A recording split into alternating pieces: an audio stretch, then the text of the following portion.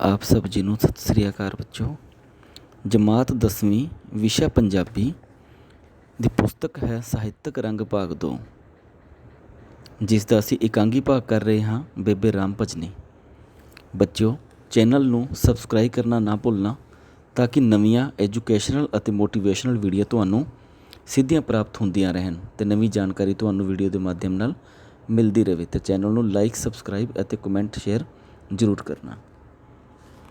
ਬੇਬੇ ਰਾਮ ਭਜਨੀ ਇਕਾਂਗੀ ਭਾਗ ਅਸੀਂ ਕਰ ਰਹੇ ਹਾਂ। ਬੇਬੇ ਰਾਮ ਭਜਨੀ ਪੰਜਾਬੀ ਰੰਗਮੰਚ ਦੇ ਪਿਤਾਮਾ ਈਸ਼ਵਰ ਚੰਦਰ ਨੰਦਾ, ਜਿਨ੍ਹਾਂ ਨੂੰ ਕਿ IC ਨੰਦਾ ਦੇ ਨਾਮ ਨਾਲ ਵੀ ਜਾਣਿਆ ਜਾਂਦਾ ਹੈ, ਉਹਨਾਂ ਦਾ ਲਿਖਿਆ ਹੋਇਆ ਇੱਕ ਇਕਾਂਗੀ ਹੈ। ਇਕਾਂਗੀਕਾਰ ਨੇ ਇਹ ਇਕਾਂਗੀ ਸਮਾਜ ਸੁਧਾਰ ਦੀ ਦ੍ਰਿਸ਼ਟੀ 'ਤੇ ਲਿਖਿਆ ਹੈ। ਇਸ ਇਕਾਂਗੀ ਵਿੱਚ ਉਸਨੇ ਆਪਣੇ ਸਮੇਂ ਦੀਆਂ ਸਮਾਜਿਕ ਸਮੱਸਿਆਵਾਂ, ਦਾਨ ਪੁੰਨ, ਧਾਰਮਿਕ ਪਾਖੰਡ, ਵਹਿਮ ਭਰਮ, ਜੂਏ ਅਤੇ ਸ਼ਰਾਬ ਨੂੰ ਬੜੇ ਵਿਅੰਗਾਤਮਕ ਰੂਪ ਤਰੀਕੇ ਨਾਲ ਪੇਸ਼ ਕੀਤਾ ਹੈ। ਇਸ ਇਕਾਂਗੀ ਵਿੱਚ ਪੇਸ਼ ਕੀਤੀ ਗਈ ਇਹ ਸਮੱਸਿਆ ਸਾਡੇ ਸਮਾਜ ਵਿੱਚ ਅੱਜ ਤੱਕ ਵੀ ਕਾਇਮ ਹੈ। ਇਸ ਕਰਕੇ ਇਸ ਇਕਾਂਗੀ ਦਾ ਸੰਦੇਸ਼ ਅਜੋਕੇ ਸਮੇਂ ਲਈ ਵੀ ਸਾਰਥਕ ਹੁੰਦਾ ਹੈ। ਯਾਨੀ ਕਿ ਉਸ ਸਮੇਂ ਦੀ ਜੋ ਗੱਲ ਦੱਸੀ ਗਈ ਹੈ ਬੇਬੇ ਰਾਮ ਭਜਨੀ ਦੇ ਮਾਧਿਅਮ ਤੋਂ, ਉਹ ਚੀਜ਼ ਜੋ ਹੈ ਅੱਜ ਵੀ ਢੁਕਵੀਂ ਹੀ ਲੱਗਦੀ ਹੈ। ਅੱਜ ਵੀ ਸਾਡੇ ਸਮਾਜ ਵਿੱਚ ਉਸੇ ਤਰ੍ਹਾਂ ਦਾ ਹੀ ਹੋ ਰਿਹਾ ਹੈ ਕਿ ਦਾਨ ਭਾਵੇਂ ਅਸੀਂ ਚਾਹੇ ਪੈਸਾ ਦੇ ਰਹੇ ਹਾਂ, ਚਾਹੇ ਅਨਾਜ ਦੇ ਰਹੇ ਹਾਂ, ਚਾਹੇ ਕੱਪੜਾ ਦੇ ਰਹੇ ਹਾਂ, ਦਾਨ ਇਨਸਾਨ ਉਦੋਂ ਦਿੰਦਾ ਹੈ ਜਦੋਂ ਉਹ ਮਾਨਸਿਕ ਤੌਰ 'ਤੇ ਆਪਦੇ ਆਪ ਨੂੰ ਸਹੀ ਨਹੀਂ ਸਮਝਦਾ ਜਾਂ ਉਸਨੂੰ ਸਾਰੇ ਪਾਸੋਂ ਨਿਰਾਸ਼ਾ ਮਿਲ ਰਹੀ ਹੁੰਦੀ ਹੈ। ਜੇਕਰ ਇਕਾਂਗੀਕਾਰ ਕਰੇ ਕਿ ਉਸਨੂੰ ਨਿਰਾਸ਼ਾ ਨਾ ਮਿਲੇ ਤਾਂ ਸ਼ਾਇਦ ਕਦੇ ਇਨਸਾਨ ਪੁੰਨਦਾਨ ਵੀ ਨਾ ਕਰੇ। ਤਾਂ ਪੁੰਨਦਾਨ ਕਰਨ ਪਿੱਛੇ ਵੀ ਉਸਦਾ ਕੋਈ ਸਵਾਰਥ ਹੁੰਦਾ ਹੈ ਅਤੇ ਜੋ ਪੁੰਨਦਾਨ ਲੈ ਰਿਹਾ ਉਸ ਦਾ ਵੀ ਕੋਈ ਨਾ ਕੋਈ ਸਵਾਰਥ ਜੁੜਿਆ ਹੋਇਆ ਹੁੰਦਾ ਹੈ। ਬੇਬੇ ਰਾਮ ਭਜਨੀ ਇਕਾਂਗੀ ਦਾ ਵਿਸ਼ਾ ਵਸਤੂ ਕੀ ਹੈ ਸਪਸ਼ਟ ਕਰਨਾ ਹੈ, ਅਸੀਂ ਦੱਸ ਰਹੇ ਹਾਂ ਇਹਨਾਂ ਬਾਰੇ। ਬੇਬੇ ਰਾਮ ਭਜਨੀ ਇਕਾਂਗੀ ਪੰਜਾਬੀ ਰੰਗਮੰਚ ਦੇ ਜਨਮਦਾਤਾ IC ਨੰਦਾ ਯਾਨੀ ਕਿ ਈਸ਼ਵਰ ਚੰਦਰ ਨੰਦਾ ਦਾ ਲਿਖਿਆ ਹੋਇਆ। ਇਸ ਇਕਾਂਗੀ ਦਾ ਵਿਸ਼ਾ ਹੈ ਦਾਨ। ਸਾਡੇ ਸਮਾਜ ਵਿੱਚ ਦਾਨ ਦੇਣਾ ਇੱਕ ਬਹੁਤ ਵੱਡਾ ਪੁੰਨ ਸਮਝਿਆ ਜਾਂਦਾ ਹੈ। ਇਕਾਂਗੀਕਾਰ ਦਾ ਵਿਚਾਰ ਹੈ ਕਿ ਸਾਡੇ ਸਮਾਜ ਵਿੱਚ ਦਾਨ ਦੇਣ ਦੀ ਪੂਰੀ ਪਰਿਵਾਰਿਕ ਜੀਵਨ ਦੀ ਨਿਰਾਸ਼ਤਾ ਕਾਰਨ ਪੈਦਾ ਹੁੰਦੀ ਹੈ। ਜਿਸ ਤਰ੍ਹਾਂ ਇਕਾਂਗੀ ਵਿੱਚ ਬੇਬੇ ਰਾਮ ਭਜਨੀ ਦਾ ਬੱਚਾ ਨਿੱਕੀ ਉਮਰ ਵਿੱਚ ਹੀ ਮਰ ਜਾਂਦਾ ਹੈ, ਉਸ ਦਾ ਪਤੀ ਜੂਏਬਾਜ਼ ਅਤੇ ਸ਼ਰਾਬੀ ਹੈ, ਉਹ ਸਭ ਕੁਝ ਉਜਾੜ ਜਾਂਦਾ ਹੈ। ਇਸ ਤਰ੍ਹਾਂ ਬੇਬੇ ਰਾਮ ਭਜਨੀ ਦਾ ਪਰਿਵਾਰਿਕ ਜੀਵਨ ਨਿਰਾਸ਼ਤਾ ਨਾਲ ਭਰਿਆ ਹੋਇਆ ਹੈ। ਉਸ ਨੂੰ ਘਰ ਦੀ ਹਰ ਇੱਕ ਚੀਜ਼ ਨਾਲ ਪਿਆਰ ਨਹੀਂ ਰਿਹਾ। ਉਹ ਸੋਚਦੀ ਹੈ ਕਿ ਉਸ ਦੇ ਗਹਿਣੇ ਕੱਪੜੇ ਸੰਭਾਲ ਕੇ ਉਸਨੇ ਕੀ ਕਰਨੇ ਹਨ ਅਤੇ ਕੌਣ ਉਸ ਨੂੰ ਵਰਤੇਗਾ, ਜਦ ਕਿ ਘਰ ਵਿੱਚ ਕੋਈ ਵਰਤਣ ਵਾਲਾ ਹੀ ਨਹੀਂ ਰਿਹਾ। ਉਸ ਨੂੰ ਆਪਣੇ ਘਰ ਦੇ ਮਕਾਨ ਨਾਲ ਵੀ ਕੋਈ ਪਿਆਰ ਨਹੀਂ, ਕਿਉਂਕਿ ਘਰ ਵਿੱਚ ਅੱਗੇ ਕੋਈ ਵਸਣ ਵਾਲਾ ਹੀ ਨਹੀਂ ਹੈ। ਉਸ ਨੂੰ ਇਹ ਵੀ ਡਰ ਹੈ ਕਿ ਉਸ ਦਾ ਪਤੀ ਕਿਤੇ ਮਕਾਨ ਵੀ ਸ਼ਰਾਬ ਅਤੇ ਜੂਏ ਦੇ ਵਿੱਚ ਨਾ ਵੇਚ ਦੇਵੇ। ਹਰ ਪਾਸਿਓਂ ਨਿਰਾਸ਼ਾ ਹੋਈ ਰਾਮ ਨਾਲ ਵੱਲ ਝੁਕ ਜਾਂਦੀ ਹੈ। ਰਾਮ ਦੇ ਨਾਮ ਨਾਲ ਯਾਨੀ ਕਿ ਰਾਮ ਨਾਮ ਪਰਮਾਤਮਾ ਦੇ ਨਾਮ ਨਾਲ ਝੁਕ ਜਾਂਦੀ ਹੈ ਅਤੇ ਉਦਾਸੀਨਤਾ ਅਤੇ ਨਿਰਾਸ਼ਤਾ ਦਾ ਸ਼ਿਕਾਰ ਹੋਈ ਉਹ ਸਭ ਕੁਝ ਦਾਨ ਕਰਕੇ ਤੀਰਥਾਂ 'ਤੇ ਚਲੀ ਜਾਣਾ ਚਾਹੁੰਦੀ ਹੈ ਅਤੇ ਉਹ ਮਕਾਨ ਨੂੰ ਛੱਡ ਕੇ ਸਭ ਕੁਝ ਦਾਨ ਕਰ ਦਿੰਦੀ ਹੈ। ਉਹ ਸਮਝਦੀ ਹੈ ਕਿ ਉਸਨੇ ਬਹੁਤ ਚੰਗਾ ਕੰਮ ਕੀਤਾ ਹੈ, ਪਰ ਦੂਜੇ ਪਾਸੇ ਜਿਹੜਾ ਬੰਦਾ ਉਸ ਦਾ ਦਾਨ ਲੈ ਕੇ ਗਿਆ, ਉਸ ਦਾ ਪੁੱਤ ਜੁਆਰੀ ਹੈ, ਉਹ ਪਿਓ ਦੁਆਰਾ ਇਕੱਠੇ ਕੀਤੇ ਦਾਨ ਦੇ ਜੂਏ ਵਿੱਚ ਉਜਾੜੀ ਜਾਂਦਾ ਹੈ। ਇਸ ਤਰ੍ਹਾਂ ਰਾਮ ਭਜਨੀ ਦਾ ਦਿੱਤਾ ਦਾਨ ਵੀ ਕਿਸੇ ਚੰਗੇ ਲੇਖੇ ਨਹੀਂ ਲੱਗਦਾ। ਫਲਸਰੂਪ ਦਾਨ ਇੱਕ ਧੋਖਾ, ਫਰੇਬ ਅਤੇ ਪਖੰਡ ਬਣ ਕੇ ਹੀ ਰਹਿ ਜਾਂਦਾ ਹੈ। ਇਸ ਤਰ੍ਹਾਂ ਇਕਾਂਗੀਕਾਰ ਨੇ ਇਸ ਇਕਾਂਗੀ ਵਿੱਚ ਸਾਡੇ ਸਮਾਜ ਵਿੱਚ ਇੱਕ ਨੇਕ ਕੰਮ ਸਮਝੇ ਜਾਣ ਵਾਲੇ ਦਾਨ ਨੂੰ ਵਿਸ਼ਾ ਬਣਾਇਆ ਹੈ। ਇਹ ਵਿਸ਼ਾ ਸਾਡੇ ਸਮਾਜ ਦੀ ਅਜੇ ਵੀ ਇੱਕ ਭਖਦੀ ਸਮੱਸਿਆ ਹੈ ਅਤੇ ਸਾਡਾ ਇਹ ਜੋ ਸਮਾਜ ਹੈ ਅੱਜ ਵੀ ਇਸ ਨੂੰ ਭੁਗਤ ਰਿਹਾ ਹੈ। ਇਹ ਵਿਸ਼ਾ ਸਾਡੇ ਵਰਤਮਾਨ ਚੌਗਿਰਦੇ ਵਿੱਚ ਸਾਰਥਕ ਹੈ। ਇਸ ਦੇ ਨਾਲ ਹੀ ਜੂਏਬਾਜ਼ ਅਤੇ ਸ਼ਰਾਬ ਇਸ ਇਕਾਂਗੀ ਦੇ ਵਿਸ਼ੇ ਦਾ ਹਿੱਸਾ ਬਣਦੇ ਹਨ। ਪ੍ਰਸ਼ਨ 2 ਹੈ, ਬੇਬੇ ਰਾਮ ਭਜਨੀ ਇਕਾਂਗੀ ਦਾ ਉਦੇਸ਼ ਜਾਂ ਮੰਤਵ ਕੀ ਹੈ? ਮੰਤਵ ਇਸ ਦੁਆਰਾ ਸਪਸ਼ਟ ਇਹ ਕਰਨਾ ਚਾਹਿਆ ਕਿ ਦਾਨ ਕਿਸ ਲੇਖੇ ਸਾਡੇ ਲੱਗ ਰਿਹਾ ਹੈ, ਕਿਉਂਕਿ ਇੱਕ ਤਾਂ ਦਾਨ ਲੈਣ ਵਾਲੇ ਲੋਕ ਲਾਲਚੀ ਹੁੰਦੇ ਜਾ ਰਹੇ ਹਨ ਅਤੇ ਉਹਨਾਂ ਵਿੱਚ ਵੀ ਗਿਰਾਵਟ ਆਉਂਦੀ ਜਾ ਰਹੀ ਹੈ। ਦੂਜੇ ਪਾਸੇ ਉਹਨਾਂ ਦੇ ਧੀਆਂ ਪੁੱਤਰਾਂ ਦਾਨ ਦੁਆਰਾ ਇਕੱਠੀ ਕੀਤੀ ਹੋਈ ਧਨ ਸੰਪੱਤੀ ਨੂੰ ਵੀ ਜੂਏ ਸ਼ਰਾਬ ਵਿੱਚ ਹੀ ਉਜਾੜ ਰਹੇ ਹਨ। ਤਾਂ ਪੈਸਾ ਜੋ ਦਾਨ ਸਹੀ ਤਰੀਕੇ ਨਾਲ ਸਹੀ ਥਾਂ 'ਤੇ ਨਹੀਂ ਲੱਗ ਰਿਹਾ, ਬਲਕਿ ਸਾਰਿਆਂ ਪਾਸੇ ਅਚਾਨਕ ਗਿਰਾਵਟ ਹੀ ਆਈ ਹੋਈ ਹੈ। ਹਰ ਕੋਈ ਇਨਸਾਨ ਹੀ ਗਿਰਿਆ ਹੋਇਆ ਹੈ। ਜੇਕਰ ਇਹ ਜਿਹੀ ਸੰਤੁਸ਼ਟੀ ਨਾ ਹੋਵੇ, ਇਕਾਂਗੀਕਾਰ ਦਾ ਉਦੇਸ਼ ਇਹ ਵੀ ਸਪਸ਼ਟ ਕਰਨਾ ਹੈ ਕਿ ਬੰਦਾ ਦਾਨ ਉਦੋਂ ਦਿੰਦਾ ਹੈ ਜਦੋਂ ਉਸਦਾ ਪਰਿਵਾਰਿਕ ਜਾਂ ਸਮਾਜਿਕ ਜੀਵਨ ਕਿਸੇ ਕਾਰਨ ਅਸੰਤੁਸ਼ਟ ਹੋਵੇ। ਜੇਕਰ ਇਹ ਜੀ ਅਸੰਤੁਸ਼ਟਤਾ ਨਾ ਹੋਵੇ ਤਾਂ ਇਹ ਰੁਚੀ ਵੀ ਘਟ ਜਾਂਦੀ ਹੈ। ਪ੍ਰਸ਼ਨ 3 ਹੈ ਕਿ ਇਹ ਕਹਾਣੀ ਦਾ ਸਿਰਲੇਖ ਢੁਕਵਾਂ ਹੈ ਜਾਂ ਨਹੀਂ। ਇਸ ਦਾ ਸਿਰਲੇਖ ਬਿਲਕੁਲ ਢੁਕਵਾਂ ਹੈ, ਕਿਉਂਕਿ ਜੋ ਬੇਬੇ ਰਾਮ ਭਜਨੀ ਹੈ ਉਸ ਦੇ ਚਰਿੱਤਰ ਰਾਹੀਂ ਹੀ ਸਾਰੀ ਇਕਾਂਗੀ ਉਸ ਦੇ ਆਲੇ ਦੁਆਲੇ ਘੁੰਮਦੀ ਹੈ ਕਿ ਕਿਸ ਤਰ੍ਹਾਂ ਉਹ ਪੂਜਾ ਪਾਠ ਵਿੱਚ ਯਕੀਨ ਰੱਖਦੀ ਹੈ, ਸਮਾਜ ਦੇ ਵਿੱਚ ਰਹਿੰਦੀ ਹੋਈ ਵਹਿਮ ਭਰਮਾਂ ਨੂੰ ਵੀ ਥੋੜ੍ਹਾ ਬਹੁਤ ਮੰਨਦੀ ਹੈ। ਇਸੇ ਲਈ ਉਹ ਦਾਨ ਦੇਣ ਦਾ ਵੀ ਨਿਸ਼ਚਾ ਕਰਦੀ ਹੈ ਕਿ ਸ਼ਾਇਦ ਦਾਨ ਦੇ ਕੇ ਉਸਨੂੰ ਕੁਛ ਸ਼ਾਂਤੀ ਮਿਲ ਜਾਵੇ। ਇੱਥੋਂ ਤੱਕ ਕਿ ਬਾਕੀ ਪਾਤਰ ਗੁਆਂਢਣ ਸਾਧੂ ਪਾਂਦੇ, ਗੁਆਂਢਣ ਦੀ ਨੂੰਹ, ਉਸ ਦਾ ਪਤੀ ਸ਼ਾਮਦਾਸ ਅਤੇ ਦੋਹਾਂ ਜੁਆਰੀਆਂ ਦੇ ਚਰਿੱਤਰ ਵੀ ਨੂੰ ਸਾਹਮਣੇ ਪੇਸ਼ ਕਰਨ ਵਾਲੀ ਉਹ ਖੁਦ ਹੀ ਹੈ। ਬੇਬੇ ਰਾਮ ਭਜਨੀ ਦੇ ਚਰਿੱਤਰ ਰਾਹੀਂ ਹੀ ਇਕਾਂਗੀਕਾਰ ਇਕਾਂਗੀ ਦੀ ਸਾਰੀ ਗੱਲਾਂ ਸਾਡੇ ਤੱਕ ਸਪਸ਼ਟ ਕਰ ਰਹੇ, ਅਤੇ ਇਹ ਸਿਰਲੇਖ ਬਿਲਕੁਲ ਢੁਕਵਾਂ ਹੈ। ਪ੍ਰਸ਼ਨ 4 ਹੈ, ਮੈਂ ਹਰ ਪਾਸੋਂ ਲੁੱਟਿਆ ਗਿਆ, ਉਹ ਮੈਂ ਕੀ ਕਰਾਂ।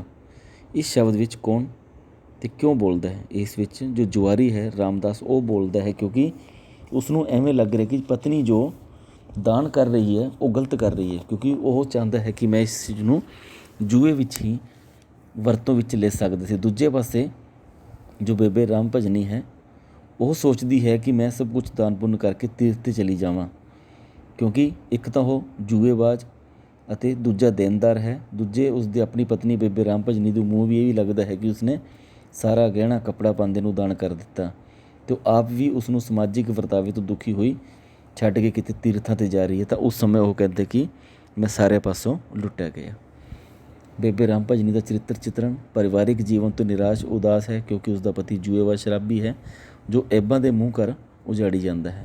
ਧਾਰਮਿਕ ਅਤੇ ਪਲਾਇਨਵਾਦੀ ਵਿਰਤੀ ਵਾਲੀ ਹੈ, ਧਰਮ ਨਾਲ ਜੁੜੀ ਹੋਈ ਹੈ। ਧਾਰਮਿਕ ਵਿਰਤੀ ਉਸ ਨੂੰ ਅੰਗਮ ਅਤੇ ਆਵਾਜ਼ਾਂ ਆਉਂਦੀਆਂ ਹਨ, ਹੈ ਮਨ ਲੋਭ ਮੋਹ ਹੰਕਾਰ ਛੱਡ, ਦਾਨ ਪੁੰਨ ਕਰ, ਤੀਰਥ ਕਰ ਤੇ ਰਾਮ ਦੇ ਚਰਨੀ ਲੱਗ। ਜਦੋਂ ਉਸਦਾ ਨਿੱਕਾ ਪੁੱਤਰ ਮਰ ਗਿਆ ਅਤੇ ਪਤੀ ਨੂੰ ਐਬਾਂ ਵਿੱਚ ਖੁੱਭਿਆ ਦੇਖਿਆ ਤਾਂ ਉਹ ਧਾਰਮਿਕ ਵਿਰਤੀ ਵਾਲੀ ਪਲਾਇਨਵਾਦੀ ਵਿਰਤੀ ਬਣ ਜਾਂਦੀ ਹੈ ਅਤੇ ਸਭ ਕੁਝ ਦਾਨ ਕਰਕੇ ਘਰੋਂ ਚਲੀ ਜਾਂਦੀ ਹੈ। ਦਾਨੀ ਸੁਭਾਅ ਵਾਲੀ ਹੈ, ਹਰ ਕਿਸੇ ਨੂੰ ਦਾਨ ਦੇਣ ਵਿੱਚ ਸਮਰਥ ਵੀ ਹੈ ਅਤੇ ਦਾਨ ਦੇ ਕੇ ਸ਼ਾਂਤੀ ਮਹਿਸੂਸ ਕਰਦੀ ਹੈ।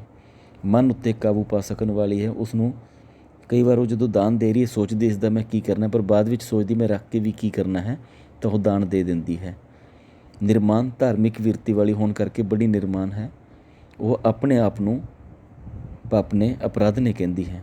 ਰੱਜੀ ਪੁੱਜੀ ਉਹ ਘਰੋਂ ਰੱਜੀ ਪੁੱਜੀ ਹੈ, ਉਸਨੂੰ ਗਹਿਣੇ ਅਤੇ ਕੱਪੜਿਆਂ ਦੀ ਘਾਟ ਨਹੀਂ। ਦੁਨੀਆ ਦੇ ਵਰਤਾਵੇ ਤੋਂ ਨਾਰਾਜ਼ ਹੈ ਉਹ, ਜੋ ਕਿ ਇਸ ਵਿੱਚ ਸਾਫ਼ ਦਿਖਦਾ ਵੀ ਹੈ। ਸ਼ਾਮਦਾਸ ਦਾ ਚਰਿੱਤਰ ਚਿਤਰਣ ਸ਼ਰਾਬੀ ਜੁਆਰੀ ਹੈ, ਸ਼ਰਾਬ ਪੀਂਦਾ ਹੈ, ਜੂਆ ਖੇਡਦਾ ਹੈ। ਉਸ ਦੇ ਚਰਿੱਤਰ ਦੇ ਇਸ ਪੱਖ ਦੀ ਰਾਮ ਭਜਨੀ ਤੋਂ ਬਿਨਾਂ ਗੁਆਂਢਣ ਅਤੇ ਪਾਂਦਾ ਵੀ ਨਿੰਦਿਆ ਕਰਦੇ ਹਨ। ਮੂਰਖ ਹੈ ਉਹ, ਜਲਦੀ ਗੱਲਾਂ ਵਿੱਚ ਆ ਜਾਂਦਾ ਹੈ। ਜੋ ਦੂਜੇ ਜੁਆਰੀ ਹਨ ਉਹਨੂੰ ਗੱਲਾਂ ਵਿੱਚ ਲਾ ਲੈਂਦੇ ਹਨ।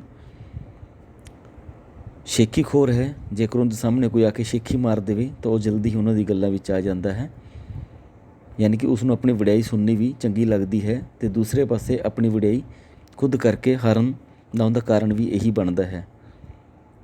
ਝਗੜਾਲੂ ਹੈ, ਇੱਕ ਝਗੜਾਲੂ ਪਤੀ ਹੈ ਬੇਬੇ ਰਾਮ ਭਜਨੀ।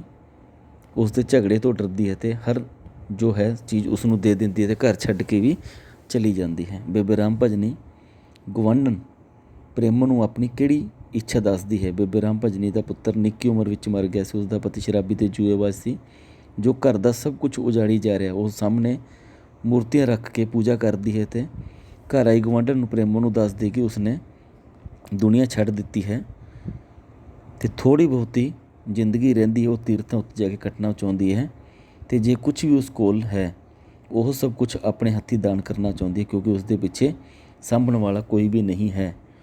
ਉਸ ਦਾ ਪਤੀ ਸ਼ਰਾਬ ਅਤੇ ਜੂਏ ਦੇ ਮੂੰਹ ਲੱਗ ਕੇ ਸਭ ਕੁਝ ਹੀ ਉਜਾੜੀ ਜਾ ਰਿਹਾ ਹੈ, ਅਤੇ ਜੋ ਕੁਝ ਬਚਿਆ ਹੈ ਉਹ ਵੀ ਉਹ ਐਵੇਂ ਹੀ ਉਜਾੜ ਦੇਵੇਗਾ। ਪ੍ਰਸ਼ਨ 8 ਹੈ, ਬੇਬੇ ਰਾਮ ਭਜਨੀ ਸੰਦੂਕ ਵਿੱਚੋਂ ਕੱਪੜੇ ਆਦਿ ਕੱਢ ਕੇ ਦੇਖਦੀ ਹੋਈ ਆਪਣੇ ਆਪ ਨੂੰ ਕੀ ਕਹਿੰਦੀ ਹੈ।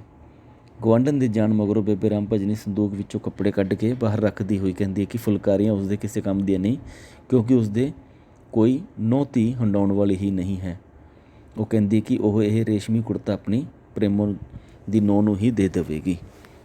ਪ੍ਰਸ਼ਨ 9 ਹੈ, ਸਾਧੂ ਬੇਬੇ ਰਾਮ ਭਜਨੀ ਤੋਂ ਦਾਨ ਵਿੱਚ ਕੀ ਲੈ ਲੈਂਦਾ ਹੈ। ਸਾਧੂ ਜਦੋਂ ਆਉਂਦਾ ਤਾਂ ਰਾਮ ਭਜਨੀ ਉਸਨੂੰ ਪੁੱਛਦੀ ਹੈ ਕਿ ਉਹਨਾਂ ਦੀ ਕੀ ਸੇਵਾ ਕਰੇ। ਜੋ ਸਾਧੂ ਹੈ ਉਹ ਕਹਿੰਦਾ ਕਿ ਉਸਨੂੰ ਕੋਈ ਲੋਭ ਨਹੀਂ ਹੈ, ਰੁਪਏ ਪੈਸੇ ਦੀ ਜ਼ਰੂਰਤ ਨਹੀਂ ਹੈ। ਸਾਹਮਣੇ ਪਿਆ ਜੋ ਦੁਸ਼ਾਲਾ ਹੈ ਉਹ ਮੰਗਦਾ ਹੈ। ਦੁਸ਼ਾਲਾ ਉਸਦੇ ਪਤੀ ਦਾ, ਪਰ ਉਹ ਹਿਚਕਚਾਹਟ ਮਗਰੋਂ ਉਸਨੂੰ ਦੇ ਦਿੰਦੀ ਹੈ। ਫਿਰ ਉਸਨੂੰ ਬਰਤਨ ਮੰਗਣ ਲਈ ਤੇ ਉਸ ਪਿੱਛੋਂ ਇੱਕ ਗੜਵਾ ਦਿੰਦੀ ਹੈ। ਫਿਰ ਰਾਮ ਭਜਨੀ ਦੇ ਪੁੱਛਣ 'ਤੇ ਉਸਨੂੰ ਕੁਝ ਹੋਰ ਤਾਂ ਨਹੀਂ ਚਾਹੀਦਾ ਤਾਂ ਸਾਧੂ ਕਹਿੰਦਾ ਕਿ ਉਸਦੇ ਸੰਖ ਵਿੱਚ ਛੇਕ ਪੈ ਗਿਆ ਹੈ ਅਤੇ ਉਸ ਨੂੰ ਪੂਰਨ ਕਰਨ ਲਈ ਤੋਲਾ ਸੋਨਾ ਚਾਹੀਦਾ ਹੈ। ਤਾਂ ਰਾਮ ਭਜਨੀ ਸੋਚਾਂ ਵਿੱਚ ਪੈ ਜਾਂਦੀ ਹੈ, ਪਰ ਸਾਧੂ ਤੋਂ ਇਹ ਸੁਣ ਕੇ ਦਾਨ ਵਿੱਚ ਵਿਚਾਰ ਮਾੜੀ ਹੁੰਦੀ ਹੈ। ਉਹ ਆਪਣੀਆਂ ਵਾਲੀਆਂ ਲਾ ਕੇ ਉਸ ਨੂੰ ਦੇ ਦਿੰਦੀ ਹੈ। ਪ੍ਰਸ਼ਨ 10 ਹੈ, ਬੇਬੇ ਰਾਮ ਭਜਨੀ ਪਾਂਧੇ ਨੂੰ ਆਪਣੇ ਮਨ ਦੀ ਹਾਲਤ ਬਾਰੇ ਕੀ ਦੱਸਦੀ ਹੈ ਅਤੇ ਪਾਂਧਾ ਉਸ ਨੂੰ ਕੀ ਕਹਿੰਦਾ ਹੈ। ਬੇਬੇ ਰਾਮ ਭਜਨੀ ਪਾਂਧੇ ਨੂੰ ਦੱਸਦੀ ਹੈ ਕਿ ਜਦੋਂ ਉਸ ਦਾ ਨਿੱਕਾ ਪੁੱਤਰ ਮਰ ਗਿਆ ਸੀ ਤਾਂ ਉਸ ਦਾ ਮਨ ਸੰਸਾਰ ਤੋਂ ਉਚਟ ਹੋ ਗਿਆ ਸੀ। ਉਸ ਦਾ ਪਤੀ ਦਿਨ ਰਾਤ ਸ਼ਰਾਬ ਪੀਂਦਾ ਹੈ ਅਤੇ ਜੂਆ ਖੇਡਦਾ ਹੈ। ਉਸਨੇ ਹਜ਼ਾਰਾਂ ਰੁਪਏ ਉਜਾੜ ਦਿੱਤੇ ਹਨ। ਇਸ ਸਥਿਤੀ ਵਿੱਚ ਉਸ ਨੂੰ ਦੁਨੀਆ ਦੇ ਪਦਾਰਥਾਂ ਨਾਲ ਕੋਈ ਮੋਹ ਨਹੀਂ ਹੈ। ਉਹ ਇਹਨਾਂ ਦਾ ਤਿਆਗ ਕਰ ਦੇਣਾ ਚਾਹੁੰਦੀ ਹੈ। ਉਸ ਦੇ ਮਨ ਵਿੱਚ ਤਾਂ ਕੇਵਲ ਰਾਮ ਹੀ ਵਸਦਾ ਹੈ।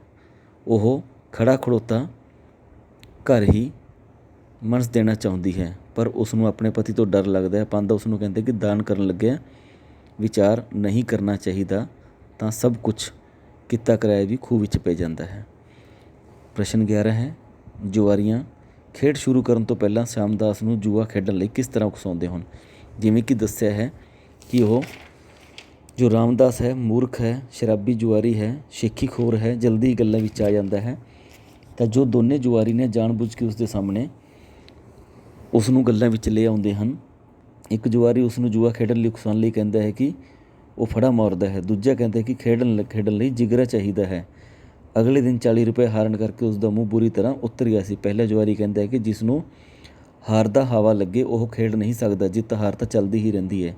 ਸ਼ਾਮਦਾਸ ਕਹਿੰਦਾ ਕਿ ਪੈਸੇ ਪੱਲੇ ਹੁੰਦਿਆਂ ਪਿੱਛੇ ਹਟਣ ਵਾਲਾ ਨਹੀਂ ਹਾਂ ਮੈਂ, ਅਤੇ ਜਲਦੀ ਹੀ ਉਹਨਾਂ ਦੀ ਗੱਲਾਂ ਵਿੱਚ ਆ ਜਾਂਦਾ ਹੈ। ਸ਼ਾਮਦਾਸ ਉਹਨਾਂ ਲਈ ਸ਼ਰਾਬ ਲੈਣ ਜਾਂਦਾ ਹੈ। ਉਸ ਦੇ ਜਾਣ ਮਗਰੋਂ ਦੋਵੇਂ ਜੁਆਰੀ ਆਪਸ ਵਿੱਚ ਗੱਲਾਂ ਕਰਦੇ ਹੋਏ ਕਹਿੰਦੇ ਹਨ ਕਿ ਉਹ ਉਹਨਾਂ ਦੀ ਚਾਲ ਵਿੱਚ ਆਖਿਰ ਫਸ ਹੀ ਗਿਆ।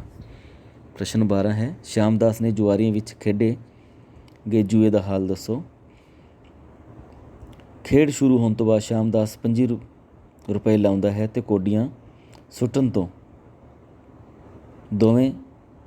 ਸੁੱਟਣ ਤੇ ਦੋਵੇਂ ਜੁਆਰੀ ਹਾਰ ਜਾਂਦੇ ਹਨ। ਉਹ ਜੁਆਰੀ ਦੇ ਉਸ ਖੇਡ ਦੀ ਝੂਠੀ ਪ੍ਰਸ਼ੰਸਾ ਕਰਦੇ ਹਨ। ਦੂਜੀ ਵਾਰ ਸ਼ਾਮਦਾਸ ਸੋਨੇ ਦੇ 2 ਬਟਨ ਲਾ ਦਿੰਦਾ ਹੈ ਅਤੇ ਉਹ ਅਗਲੀ ਵਾਰ ਮਕਾਨਬਾਜੀ 'ਤੇ ਵੀ ਲਾ ਦੇਵੇਗਾ। ਦੋਵੇਂ ਜੁਆਰੀ ਕਹਿੰਦੇ ਹਨ ਕਿ ਇਹ ਜਿਹਾ ਨਹੀਂ ਕਰ ਸਕਦਾ। ਦੂਜੀ ਬਾਜੀ ਵੀ ਹਾਰ ਜਾਂਦਾ ਹੈ।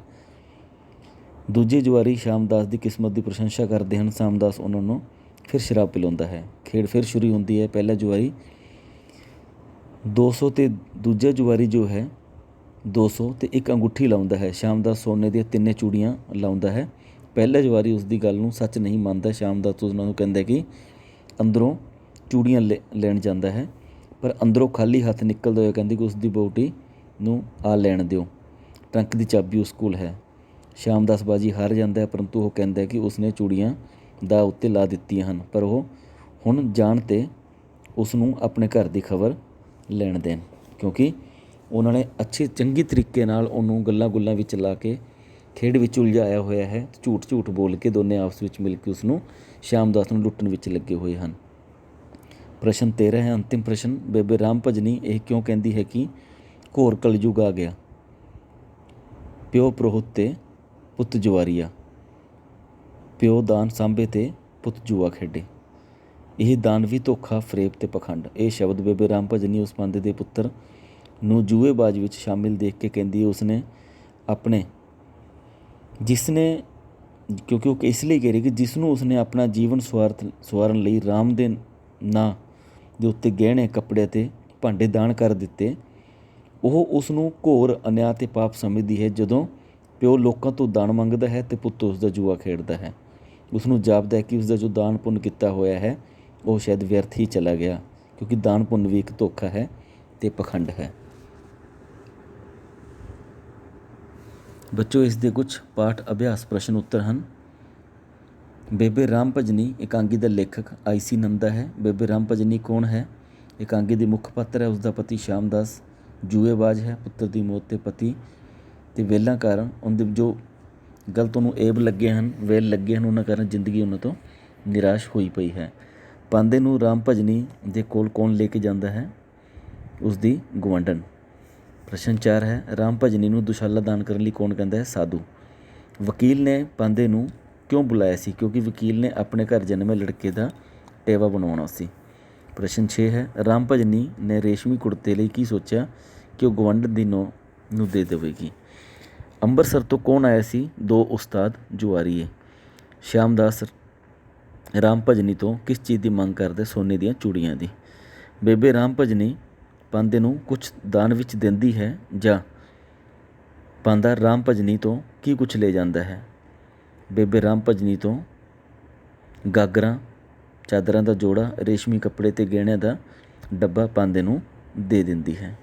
ਬੱਚਿਓ, ਇਸ ਵਿੱਚ ਦਾਨ ਬਾਰੇ ਦੱਸਿਆ ਗਿਆ ਕਿ ਇਨਸਾਨ ਜਦੋਂ ਨਿਰਾਸ਼ ਹੋ ਜਾਂਦਾ ਤਾਂ ਉਹ ਦਾਨ ਕਰਨ ਲਈ ਸੋਚਦਾ ਹੈ, ਪਰ ਜੇਕਰ ਕਿਹਾ ਜਾਂਦਾ ਕਿ ਇਨਸਾਨ ਅਗਰ ਨਿਰਾਸ਼ ਨਾ ਹੋਵੇ, ਜ਼ਿੰਦਗੀ ਵਿੱਚ ਹਤਾਸ਼ ਨਾ ਹੋਵੇ, ਤਾਂ ਸ਼ਾਇਦ ਉਹ ਕਦੇ ਵੀ ਦਾਨ ਨਾ ਕਰੇ। ਪਰ ਜੋ ਦਾਨ ਕਰਨਾ ਚਾਹੀਦਾ ਉਹ ਸੋਚ ਸਮਝ ਕੇ ਕਰਨਾ ਚਾਹੀਦਾ, ਜੋ ਕਿ ਚੰਗੇ ਲੇਖੇ ਲੱਗ ਸਕੇ ਅਤੇ ਉਸ ਨਾਲ ਕਿਸੇ ਦਾ ਭਲਾ ਹੋ ਸਕੇ। ਧੰਨਵਾਦ। ਆਪ ਸਭ ਦਾ ਦਿਨ ਸ਼ੁਭ ਹੋਵੇ।